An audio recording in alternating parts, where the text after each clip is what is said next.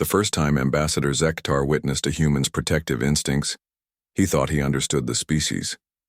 The second time, during the Centauri station incident, he realized he understood nothing at all. Elsa Martinez had been assigned to the Galactic Council's newest research station as a xenobiologist, bringing along her 8-year-old daughter Halen.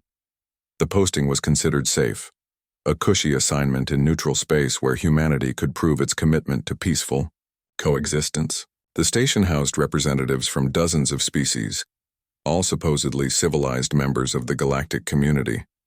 Commander Vexthul of the Catherian Empire had different ideas about human children. The Catherians were apex predators from a world where the strong consumed the weak without question. Despite their inclusion in the Galactic Council, they maintained their ancient customs in private. To Vexthul, young Helen represented something his culture hadn't encountered in millennia, prey that was both intelligent and defenseless. It started with watching. Vexthul would position himself where he could observe Halen playing in the station's common areas, his serpentine head tilting as he studied her movements. His species communicated through pheromone releases, and sensitive equipment began detecting elevated levels of hunting chemicals whenever the child was near. Dr. Elsa Martinez noticed immediately. "Commander," she approached Vexthul during a diplomatic dinner, her voice carrying the practiced politeness of someone who had learned to navigate alien customs. "I've noticed you seem interested in my daughter's activities." Vexthul's vertical pupils dilated with amusement. "Human spawn are fascinating. So small, so tender. My people have legends about such delicacies." Every human instinct screamed, danger, but Elsa maintained her diplomatic composure. "I'm sure they do. Perhaps we could discuss your people's folklore sometime when Helen isn't present." But Vexthul had already decided. In his culture, announcing one's intent was considered honorable. 3 rotations from now, when the station enters its rest cycle, I will claim the young one. It will be educational for both our species. The temperature in the room seemed to drop. Other species representatives suddenly found their meals extremely interesting, unwilling to meet anyone's eyes. This was a cultural matter, they told themselves. The Galactic Council had strict non-interference policies. Ambassador Zektar, a peaceful Altarian who had spent decades mediating disputes, placed a gentle tentacle on Elsa's shoulder. "Dr. Martinez, perhaps we should discuss alternative arrangements. Temporary relocation until—" "No." The word came out flat, final. Elsa's brown eyes had gone completely cold. "My daughter stays exactly where she is." That night, Elsa made a call to Earth. The transmission was brief, encrypted, and routed through channels that made several Council security officers very nervous. "Mom?" Helen asked the next morning, noticing the strange tension in the station's corridors. "Why is everyone acting weird?" Elsa knelt down to her daughter's eye level, brushing a strand of dark hair from the child's face. "Some people think they can take things that don't belong to them, sweetheart. But they're about to learn something very important about humans." The lesson arrived 18 hours later in the form of Captain Sarah Chen and her unit from the Terran Special Forces. Call sign: Honey Badgers. Captain Chen was exactly what recruitment posters tried to capture, and invariably failed. 5 feet 4 inches of concentrated lethality wrapped in diplomatic immunity. She had lost count of how many times she'd been told that humans were too small, too weak, too emotional to be effective soldiers. Her service record spoke for itself. "Dr. Martinez," Chen nodded respectfully as she disembarked with her team. "I understand someone has made threats against a human child." The station's command staff gathered for an emergency meeting. Commander Vexthul attended with the supreme confidence of someone who had never encountered a species that fought dirty, and called it tactics. "The human response is disproportionate," Ambassador Zektar observed nervously. "Surely we can resolve this through proper diplomatic channels." Captain Chen smiled, and several species involuntarily stepped backward. "Ambassador, with respect, someone threatened to eat a human child." Diplomacy ended the moment those words left his mouth. Vexthul rose to his full 7-foot height, scales rippling with displays of dominance. I have claimed the spawn according to the ancient rights of my people. The Galactic Council recognizes cultural autonomy.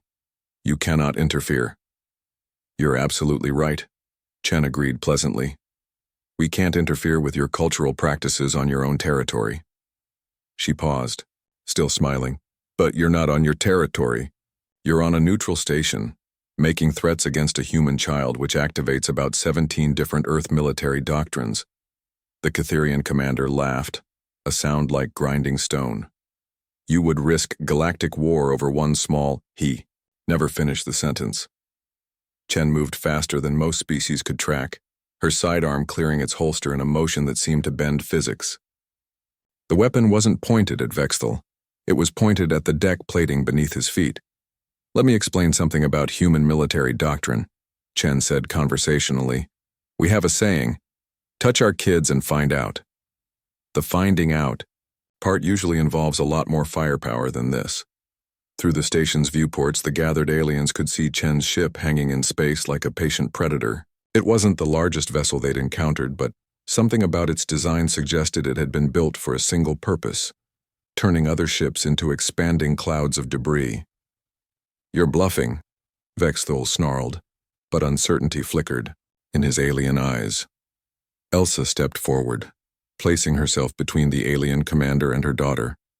Captain Chen isn't the one you should worry about, she said quietly. I am. The transformation was subtle but unmistakable.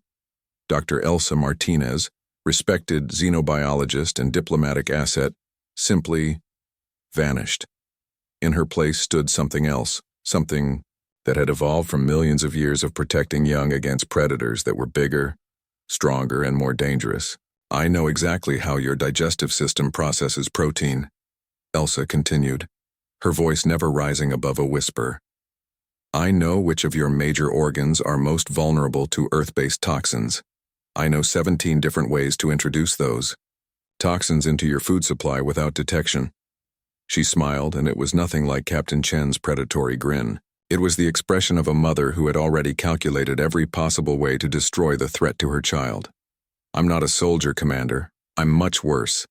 I'm a human mother who thinks you want to hurt her baby.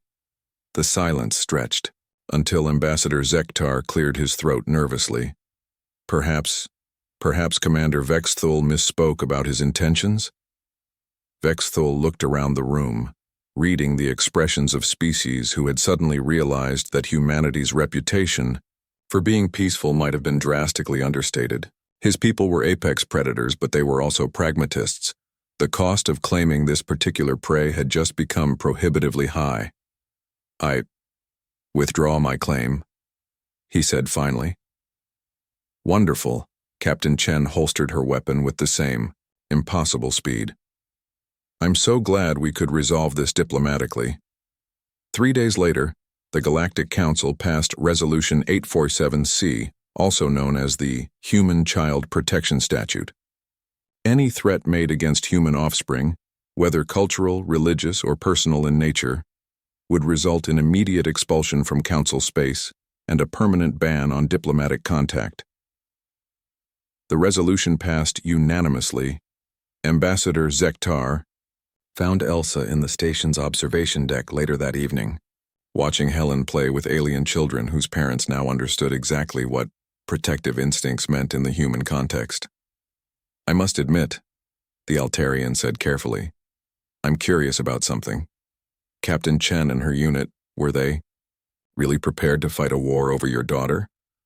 Elsa smiled, and for the first time since the crisis began, it was genuinely warm. Ambassador, humans have a saying, it takes a village to raise a child. What most species don't understand is the corollary. It takes the entire human race to protect one. She gestured toward the viewport where Chen's ship still maintained its patient vigil. That ship isn't just carrying soldiers. It's carrying mothers, fathers, brothers, sisters, humans who understand that every human child belongs to all of us. Commander Vexthul didn't threaten my daughter. He threatened humanity's future. Zektar absorbed this information, adding another entry to his growing file on human psychology. And the biological warfare knowledge you mentioned? Oh, that wasn't a bluff, Elsa said cheerfully. I really do know 17 ways to poison a Catherian. Xenobiology is a fascinating field. From that day forward, the galaxy learned a simple truth that would reshape interspecies relations for generations. Humans could be peaceful, diplomatic, even generous to a fault, but threaten their children, and they would show you exactly why they were the only species to claw their way from the bottom of their food chain to the stars. The honey badgers, after all, had taught them well.